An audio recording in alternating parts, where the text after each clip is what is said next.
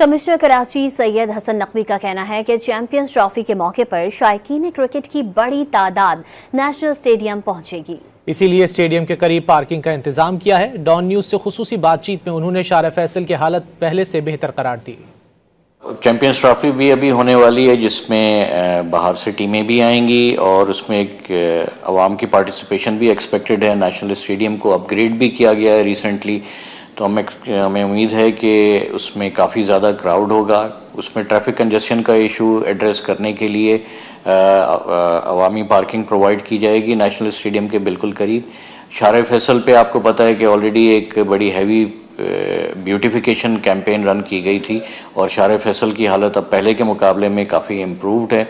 National stadium के surroundings में भी डीसी को और टाउन म्यूनसिपल कमिश्नर को हिदायत की गई है कि उसकी सराउंडिंग्स की भी अपलिफ्ट की जाए, ताकि जब बाहर से लोग आते हैं, फॉरेन टीम्स आती हैं, तो उनको कराची का एक बेहतर इमेज मिले।